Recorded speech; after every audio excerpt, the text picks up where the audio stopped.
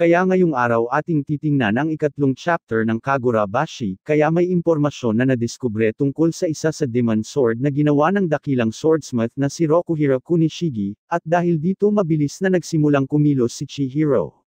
Pero ang taong nakakuha ng impormasyong ito ay marahil hindi madali gaya ng kanilang inaasahan, kaya ating simulan ang chapter at tingnan sa ating mga sarili. Sa katapusan ng nakaraang chapter, sina Chihiro at Shiba ay pumunta sa Tokyo para bisitahin ang informant na ayon sa kanya ay nakakuha ng impormasyon tungkol sa isang demon sword na ginawa ni Rokuhiro Kunishigi.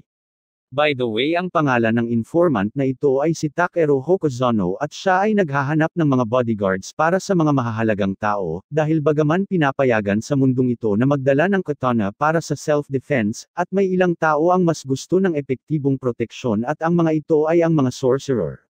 Sa totoo lamang ito ang trabaho ni Hokuzono, siya ay parang isang tulay sa pagitan ng mga importanteng tao at ng mga sorcerer na may 1,000 bilang na nagtipon-tipon sa Tokyo, at sapagkat isang malaking daloy ng mga importanteng impormasyon ang dumadaan sa kanya, ito ang dahilan kung bakit si Shiba, 3 taon ang nakaraan ay nag-iwan sa kanya ng utos na kung mayroong isang bagay ang mangyayari sasabihin niya sa kanila kung mayroon siyang nalamang anumang impormasyon tungkol sa mga demon sword.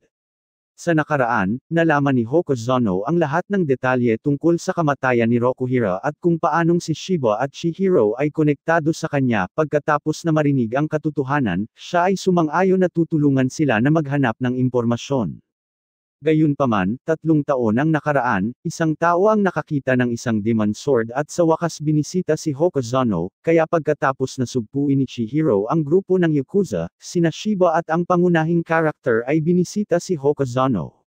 Sa huli, ang sandaling ito ang tanging palatandaan para posible nilang mahanap ang lokasyon ng at least isa sa demon sword ni Rokuhiro, pero noong sila ay makarating sa kinaroroonan ni Hokuzono, sila ay naguluhan dahil ang eyewitness ay isang batang babae na mabilis na nakatulog, dahil siya ay tumatakas mula sa kanyang manunugis. Ang isa sa humahabol sa kanya ay may hawak na espesyal na katana.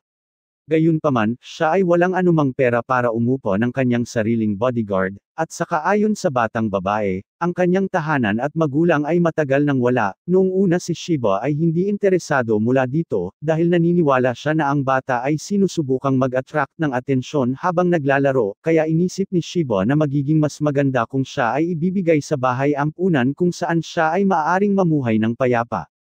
Sa karagdagan, ang panghihinala ni Shiba ay mas lalong lumala noong sinusubukan nilang pigain ang impormasyon mula sa kanya. Ang batang babae ay tumahimik, hindi man lang maibigay ang impormasyon tungkol sa mga taong humahabol sa kanya.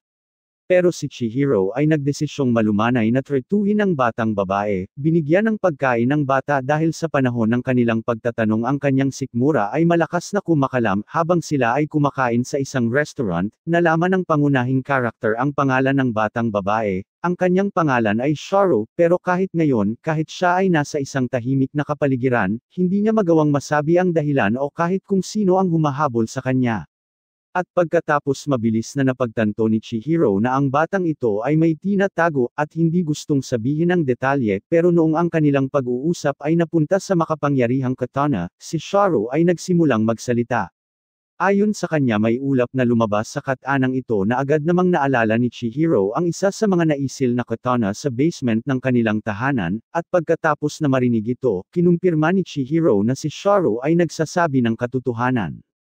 Ito ay nangangahulugan na ang pangunahing karakter ay may mahalagang clue ngayon, pero ang kanilang pag-uusap ay hindi na itadhanang maipagpatuloy, dahil sa kanilang likod ay may isang customer na lumilitaw na isa sa mga taong humahabol kay Sharo.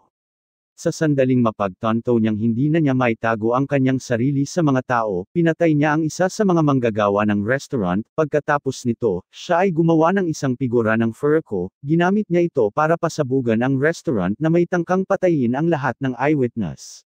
Pero sa pagkakataong ito, si Chihiro ay mabilis na umalis sa restaurant na nagawang makaiwas ng seryosong pinsala, pero sa katotohanan na ang sorcerer ay nandito para kunin si Sharo ang mas lalong nagpatibay sa sinabi ng batang babae. At kung ito ay katotohanan, ang isa sa mga kaibigan ng sorcerer na ito ay tinataglay ang isa sa mga demon sword ni Rokuhiro, at ngayon kailangan niyang pigain ang impormasyon tungkol sa katana sa lalaking ito at iligtas ang batang babae. At ang chapter ay natapos kay Chihiro na naghahandang labanan ang sorcerer, kaya isang bagay ang nagsasabi sa akin na sa hinaharap si Sharu ay marahil sasali sa grupo ni Shiba at Chihiro, sapagkat kung siya ay ordinaryong batang babae, hindi dapat siya hinahabol ng mga sorcerer. Marahil siya ay may ilang uri ng kapangyarihan na gustong kunin ng organisasyon, at sila din ay may demon sword, ito ay nangangahulugan na ang kanyang kapangyarihan ay sa anumang paraan ay espesyal at marahil ito ang dahilan kung bakit hindi niya gustong sabihin ang tungkol sa kanyang sarili, at hindi magawang sabihin kung bakit siya hinahabol dahil natatakot si Sharu na sina Shiba at Chihiro ay gagamitin lamang siya.